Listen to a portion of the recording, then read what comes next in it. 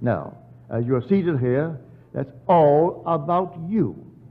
Your own wonderful human imagination is the God of the universe.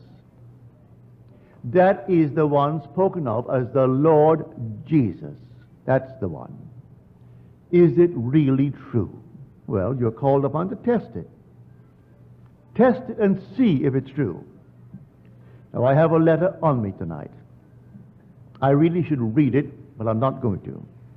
I should read it just as he wrote it, but I'll tell you the contents of the letter. This gentleman hasn't been here in years. The last time I saw him was at the E-Bell. Well, you know who have been coming since the E-Bell, how long that has been.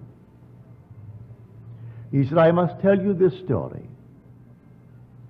It may not make sense, but I must tell it.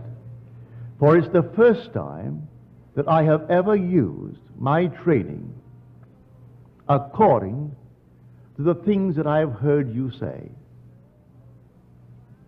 I am a psychologist, and I have wasted years trying to talk people out of their mental problems when I could easily have imagined them whole and happy. Now, here is the story. He said, a friend of mine, this lady, claimed that she was in many ways abnormal. She and her husband adopted a little baby girl, and something very strange went wrong with the child.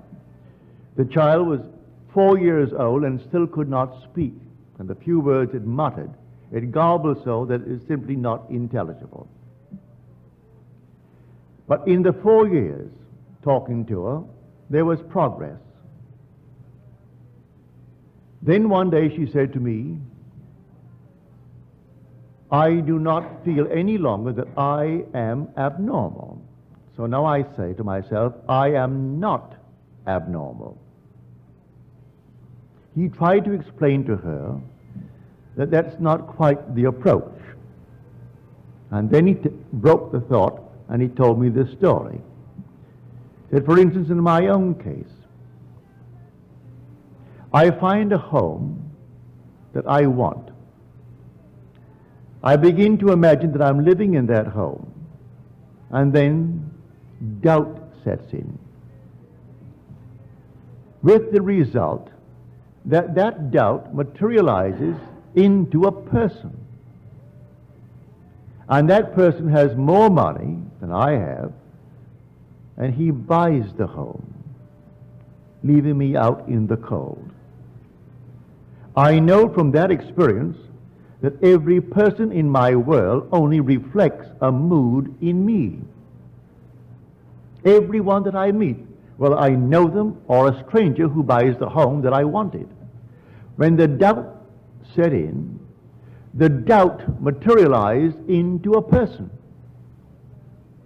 I didn't know him, but he only reflects that mood of doubt in me. So he has more money and he buys the home, and I am out in the cold. So I reconstructed a sentence for this lady. And I said, no longer must you say, I am not abnormal. You must now begin to say, I am perfectly normal. She said, I do not feel that. He said, I do not care whether you feel it or not. You must begin to persuade yourself that you are perfectly normal by repeating within yourself, I am perfectly normal. The day she began it, the child went into a coma.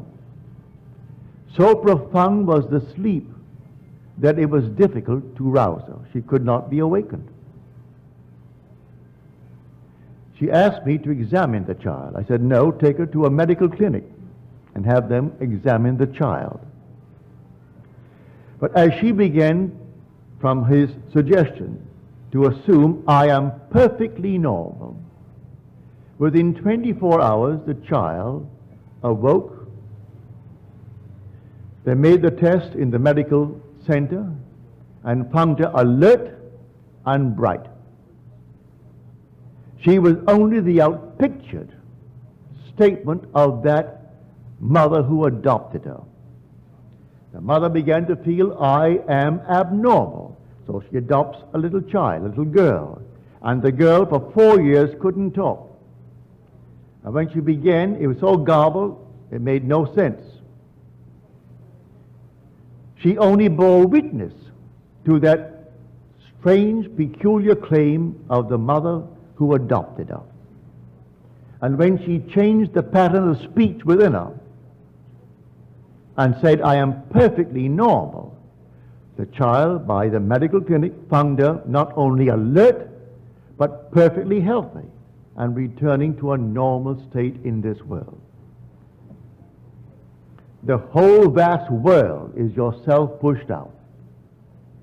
All that you behold, though it appears without, it is within, in your own wonderful human imagination, of which this world of mortality is but a shadow.